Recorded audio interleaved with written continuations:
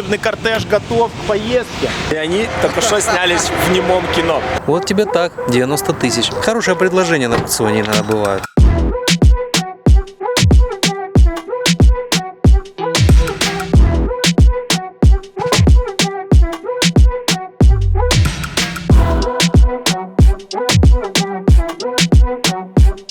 Всех приветствую у нас на канале. Сегодня у нас такая интересная миссия. Мы хотим отвезти несколько машин наших.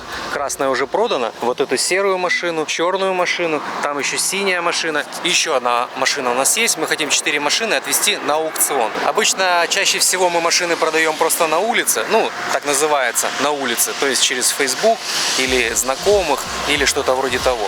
А в этот раз мы решили отвезти несколько машин на аукцион, потому что мы скоро улетаем на отдых.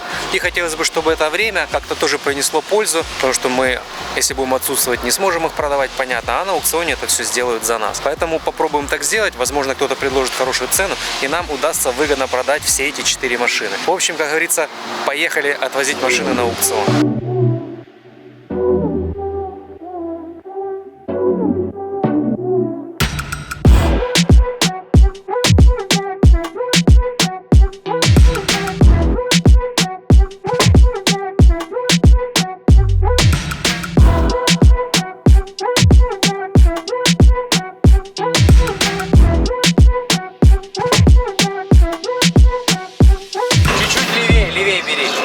Чуть-чуть, давай. Не сильно. Нет, так ты нормально мог выехать. Стоп.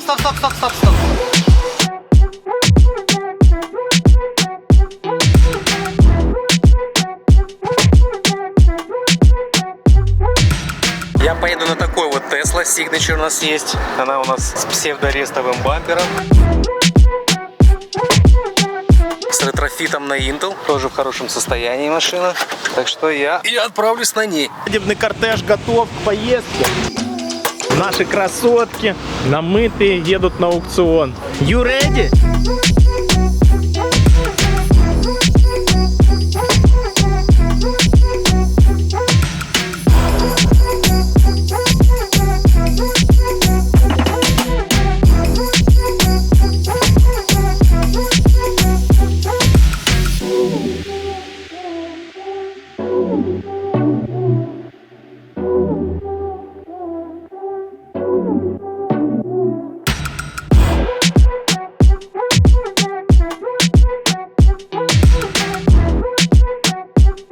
Вот мы все гуськом едем. Тут один, тут второй, а тут вот третий.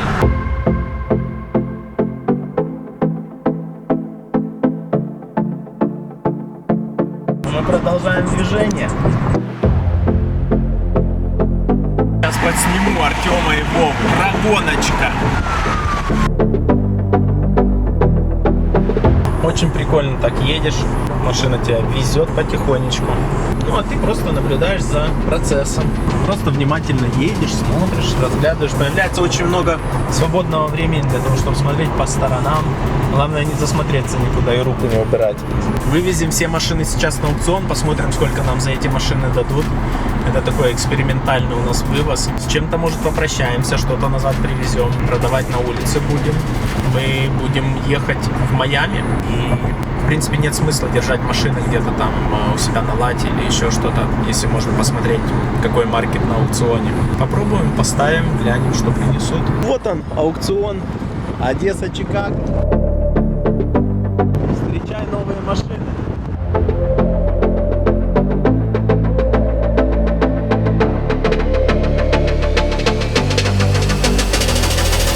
А это Артем. Это я. А это он. И они только что снялись в немом кино. Ну что, let's go? Да, let's go. Обнаружен Windows стикер для машины. Все опции здесь нарисованы. 90-470 эта машина стоила. Это был какой год? 14-й, да. Ну, машина 15-го года, получается, ее купили где-то почти в 15-м году. Вот тебе так, 90 тысяч.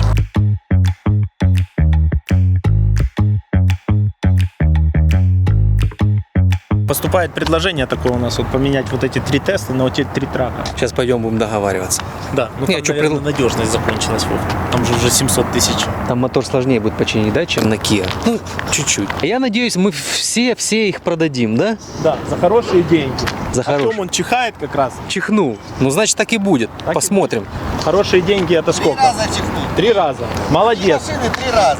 Значит, одна за 20, другая за 19, а третья за 17. Так уж и быть. Так уж и быть, да. Ну год 12 за 17 как раз то, что надо. В общем, мы купили машину, еще одну Теслу. Здесь она стоит на аукционе, мы ее еще не забрали. И она вроде как ездит. Поэтому сейчас пойдем смотреть. Может быть, на нее уедем? Хорошая, смотри. И цвет у нее прикольный. Какие зеркала у нее красиво обклеены. Бампер, цвет какой, глянь, переливается. А колеса, смотри, Land какие. Rover, BMW, Cadillac. Покрашено Ну, как. это же кабриолет. Так смотри, ты видишь, все выдержано в стиле. Это не просто бампер с другой машины. Тут все в таком цвете. Знаешь, а совместили цвет Subaru. Когда помнишь Subaru, синяя была и диски желтые такие золотые. Да, Прикольно. 100%. Я тебя уверяю, ты сейчас заведешь, она и как Subaru звучит. О, смотри, прикольно. Кожу подремонтировали, да. Изолента. Все нормально здесь. Это я понимаю. Хорошее предложение на аукционе иногда бывают. Вау, вот это вот стоит, вот эта машина спорт, видишь? А чем она отличается? Колеса Кроме другие. колес. Кроме колес, чем отличается? И чем она стоит? Так, Артем нашел уже нашу машину и собрался куда-то ехать. 45 миль еще осталось. Что-то Коля кричит. Пойду Коле на подмогу. Ё-моё, новая машина, уже побили. Упаля! Капот, бампер. Самое интересное, что этого ничего не найти. А смотри, какое крыло, это ж цельное крыло у Да, нее идет. я тебе могу рассказать. У одной девушки на задней двери дент. Надо поменять дверь, и сейчас эту машину ее затоталили и отправили на Копарт. Потому А. что нету двери, Нету запчастей, да? запчастей. Поэтому Почему я страхуйте не беру? Фискер. Что это такое? Кто мне расскажет? Клемма плюсовая. А нахрена она здесь? А это вывалилось, когда ударилось, оно выпало. Откуда? Тут решетка такая стоит. Да, там Понавыдумывают. Это ж Фискер. Ну тут, да. тут можно найти всякие Свой стиль. необычные, да, решения. Лодку будем покупать в другой раз. Ну, комплектно, здесь все каверы на месте. Что-то нам ничего не подбросили хорошего. Что у нее тоже салончик ничего такой, да, вроде? Ну, сзади, в всяком случае. 15-го года, ну салончик, видишь, торпеда с Алькантара. Не работает. Торпеда с Алькантара. Дядя сиденье так ездит, вот так мне так устал от него. Что она ездит? Ну, ты только дверь закрыла, она раз поехала. Ну, потому что тут хрень надо выключить из энтри. Меня лично эта штука очень раздражает. А там ключ лежит наш или еще один? Я понял. Ну ладно. Все, что в машине, все наше. Все наше, я понял. Все. Забираем машину и возвращаемся в шап. И будем считать, что миссия выполнена. Но пока еще нет, мы еще не доехали. Здесь 45 миль, эта машина передвигается. Мы, наверное, посмотрим, как мы будем действовать. Будем пытаться доехать. Рано или поздно, я думаю, мы приедем за лодкой. По-любому приедем. И в этом году так чем точно. Лодку надо купить хотя бы один раз. Ну, не такую. Ну, понятно, что не такую. Не, ну какая нам попадется хорошая, тогда такую и купим. Максум написано. Максим. Это Максима лодку. Сказать вам честно, если назвать лодку Артем, точно не ошибешься. В Чикаго, по крайней мере. Тут все Артемы, куда ни кинься. Я думаю, время лодки обязательно придет. Когда нам все надоест, купим лодку, потому что лодку нужно купить хотя бы один раз в жизни. Начинается наш челлендж. Мы должны доехать на этой машине на остатки заряда до нашего шапа. Ну, будем пробовать. Поехали. Пневма. Левая сторона просевшая. Надо ее калибровать, либо там что-то, какая-то проблема. Но вроде бы мы по асфальту еще не волочимся. Так, где дядечка, который нас выпустит?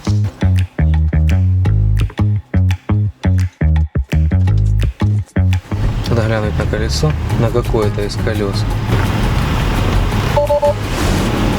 Ты когда будешь ехать, Вов, снимай видео, как будет хлепать.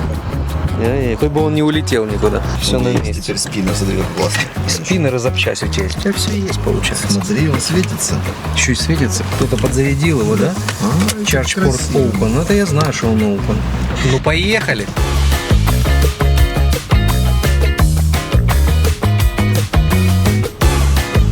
Так, ну мы благополучно доехали, у нас даже еще осталось 27 миль, поэтому все получилось. Машинка доставлена к нам в ШАП, все окей, мы нигде не остановились, нас нигде не настигла какая-то поломка. И в принципе машина неплохая, особо по салону не замурзанная, кузов целенький, ручка не работает, вот эта, та ручка не работает, экранчик маленький потекший, к сожалению, да, есть такой. И у нее самая большая проблема — это ограничение по зарядке, наверное, какой-то разбаланс батареи, поэтому чуть позже я подключу диагностику и посмотрим, что там конкретно с батареей. А так, в принципе, наша поездка завершилась успешно, так что всем спасибо за внимание. Горит. Нет, режет.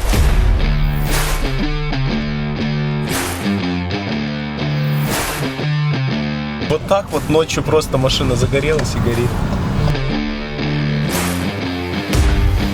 Выходной день, но я решил сделать одну небольшую работку, поменять маленький потекший дисплей на серой Тесле 2014 года, которую мы не так давно починили, мы на ней мотор меняли. И там потекший маленький дисплей, поэтому сейчас я сниму с нашего донора, который у нас есть, и переставлю на серую Теслу, чтобы она была отличная и у нее не было никаких нюансов негативных, чтобы, так сказать, не за что было зацепиться, чтобы машина была идеальная. Вот такая у нас есть проблема, я не знаю, на камере это видно или нет, но дисплей потекший, вот тут по кругу потекший полностью. Вот так вот будет видно лучше. Но вот видно, что клей, который склеивает две части монитора, стекло и сам монитор, он подтек. Но это известная причина у машин этих годов, которые еще на Тегре, эта проблема. Известно, она бывает. Ну, что делать? У нас есть донор, мы с него снимем маленький дисплей и заменим, чтобы вот этого вот безобразия здесь не было. Чтобы нам добраться до монитора, нам нужно снять вот эту панель.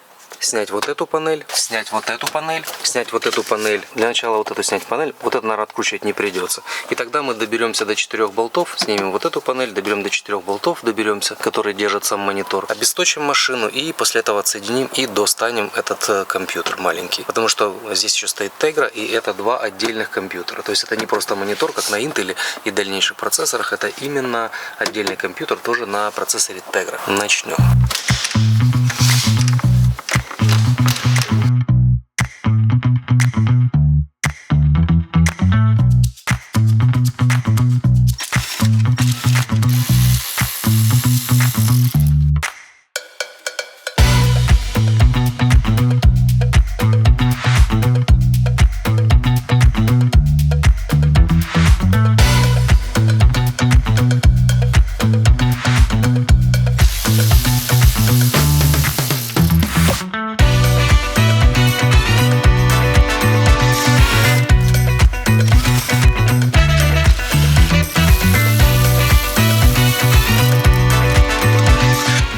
Доступ до всех болтов, которые держат этот компьютер. Откручиваем все болтики, и он у нас пойдет вперед, и мы сможем добраться до коннекторов и отключить. Но перед тем, как отключать коннекторы, мы обесточим машину, отключив аккумулятор и сбросив петлю ВВБ. На всякий случай.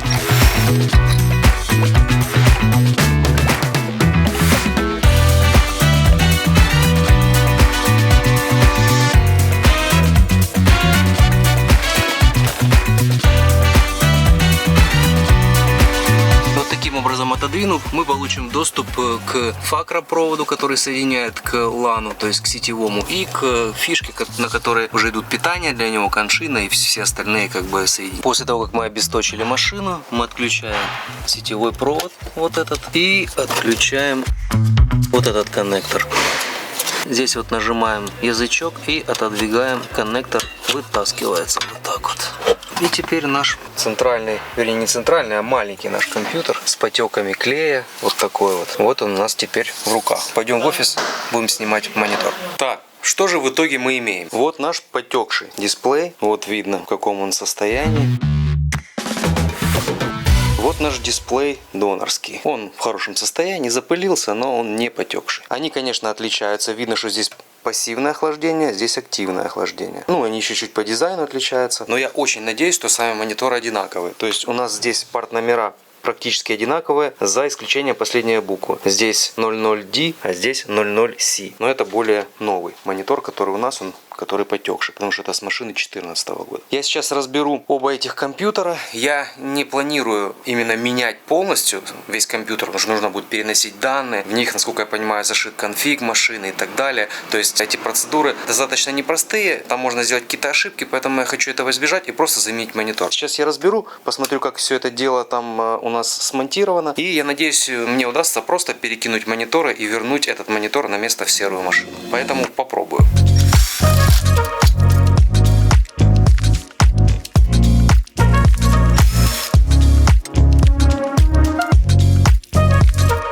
Так, здесь активный охлад. Я просто отключил. Посмотрим, как это у нас здесь все выглядит. Значит так, что я здесь вижу? Вот сам процессор у нас, сам компьютер Tegra, здесь и здесь. Они, во-первых, визуально отличаются. То есть и потому, что охлад у них разный, и по расположению электроники на самой плате, по расположению деталей. И у нас шлейфа на монитор тоже отличаются. И это, конечно, говорит о том, что, возможно, не получится просто поменять монитор. Но сейчас будем разбираться дальше, поглядим. Может, все-таки есть какой-то шанс.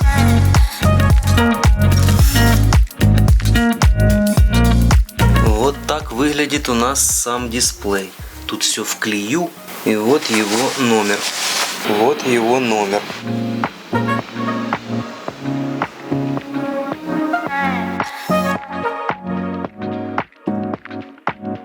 Да, тут все выглядит иначе.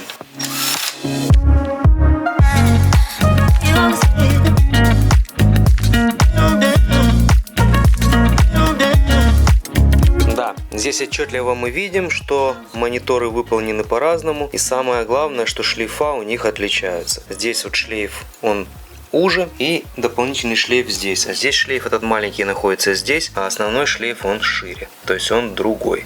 То есть просто так перекинуть мониторы, к сожалению, не получится. Вот такие вот дела. Ну что делать? Я думаю, какие есть варианты. То есть либо заказать отдельно монитор, который нам нужен, либо пробовать подвязать полностью другой компьютер. Я еще подумаю, какие варианты все-таки мне будут более доступны, потому что опыта по подвязке компьютера, по подвязке инструмент кластера на Tesla Model S у меня пока еще нет. Я немного покопаюсь, поищу информацию, и если вдруг это будет доступно, я, наверное, попробую это сделать. Так что посмотрим. И, кстати, вопрос к качеству дисплеев Tesla. То есть, есть проблема, что они текут, об этом все знают. И говорят, вот у Tesla там, мол, дисплей говно, плохого качества.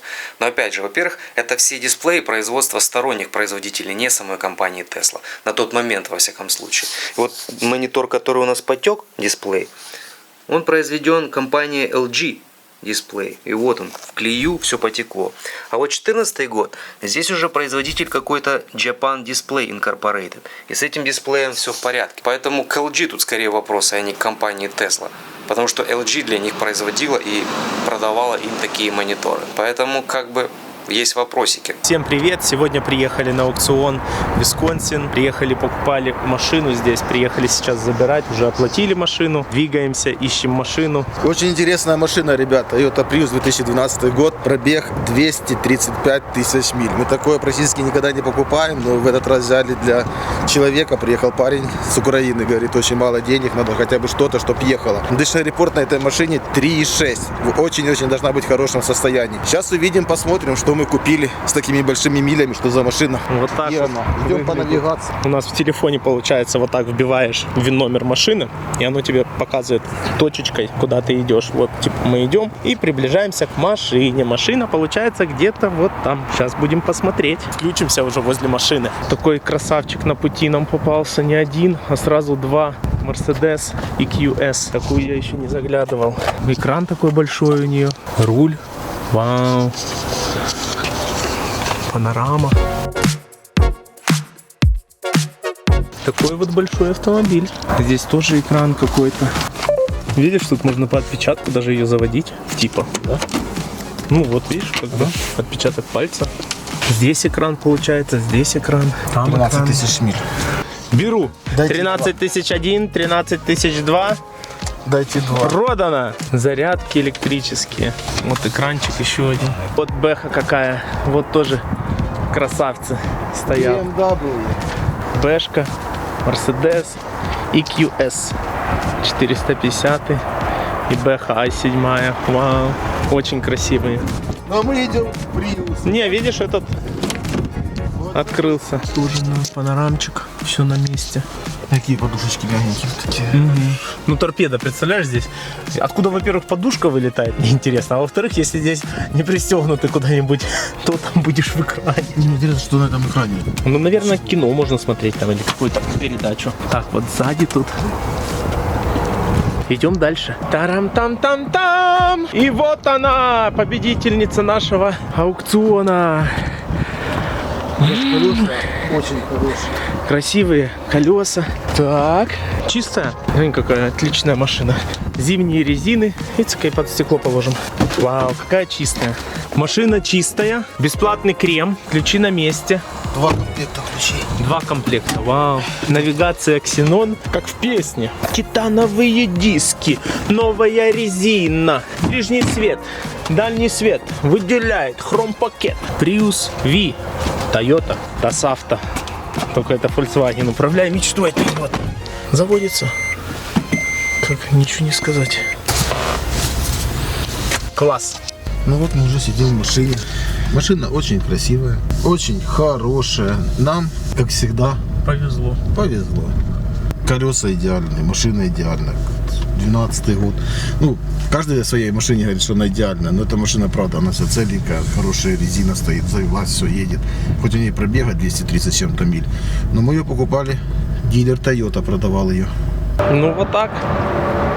Все, машину забрали, выезжаем сейчас в сторону Чикаго. Так, мы приехали на Джанкьярд. Сейчас пойдем искать запчастюльки, которые нам интересны. Я, кстати, впервые на Джанкьярд. Go.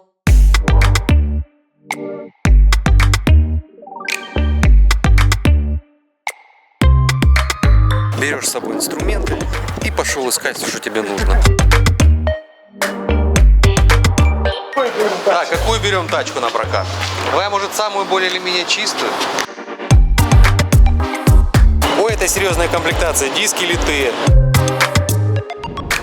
Тут миллион всяких машин. Как тут что-то найти, не знаю. Вот ребятки мотор вытянули с машины. Но мы мотор не будем тянуть, наверное. Очень много всяких машин. Я такого вживую, конечно, еще ни разу не видел. Только на YouTube. А мы ищем мозги и панель приборов на Volkswagen. Ну, кто-то уже снял до нас с этой машины. Будем искать дальше. Так, мозги мы нашли. Идем искать дальше. Вот они она. Так, нашли мы body control модуль, наш замок, панель приборов и мозги. Надеюсь, мы все это подвяжем к нашему Passat, и он поедет. А вообще это, конечно, немного грустно, потому что это как бы кладбище автомобиля, если так разбираться по большому счету. Но что делать, это жизнь. Так, ну короче, мы все купили, что нам было нужно. Конечно, мы хотели больше найти всяких интересных вещей, но нашли то, что нашли, и то хорошо. Едем обратно, будем пробовать заводить наш Passat. Надеюсь, у нас все получится. Вот это я понимаю, уровень эквилибристики, да, как в цирке, блядь. Скажите. А 4 может, интересно? 4 может? Он сидит такой руками. Да, балансирует. Говорит, я 3 везу, а вообще у меня 5 рекорд был, да? Покажу такой интересный способ, может кому-то он когда-то пригодится. То есть это Model S, 13 год, P85, но не суть. Эта машина имеет пневмоподвеску, и иногда, когда сбивается калибровка подвески, то выставить развал схождения очень сложно. Поэтому нужно иногда проверять или хотя бы убедиться в том, что высота пневмоподвески соответствует нормам. Поэтому как мы можем это проверить? Если подъемник типа платформа, как у нас, то можно попробовать использовать вот такой вот метод. То есть я натянул здесь стрепу. Эта стрепа имитирует у нас ровный пол. Если мы замеряем от контрольной точки, то есть от этого болта до стрепы, то у нас здесь получается 214 миллиметров. И так же самое мы можем сделать с другой стороны. У нас по мануалу должно быть 213 миллиметров плюс-минус 5%. А сзади у нас должно быть 144 миллиметра. Мы точно так же сзади по контрольной точке, которая является вот этот вот болт батареи, так же само замеряем расстояние. У нас здесь 144 миллиметра, что тоже отвечает допуску. Поэтому на данной машине у нас с высотой пневмоподвески все окей, но как бы перепроверить никогда не лишнее, потому что если высота пневмоподвески будет неверная, и она будет машина ниже или выше, то развал хорошо не станет и может поджирать резину. Вот такой вот нехитрый способ. Значит, у меня возник план. Я сейчас соберу компьютер, инструмент кластер, который донорский, и попробую его целиком подкинуть, сделав редеплой. Надеюсь, что он подтянет нужную прошивку и заработает корректно. Я раньше именно такого никогда не делал, поэтому это будет мой в этом плане первый опыт. Посмотрим, что из этого выйдет, потому что просто поменять дисплей не получится. Поэтому попробую именно этот путь.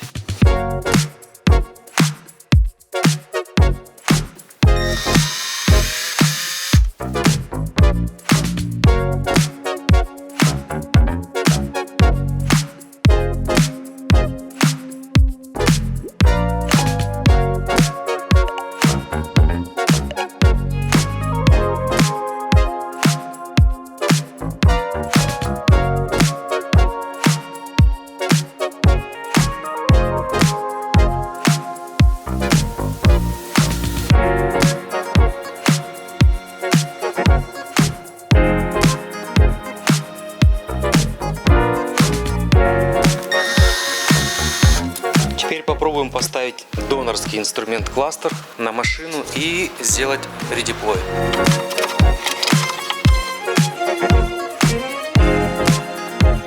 Я не буду его полностью инсталлировать, потому что нужно проверить, получится ли мой план или нет. Поэтому сейчас подключаю питание и делаю редеплой. Монитор я подключил.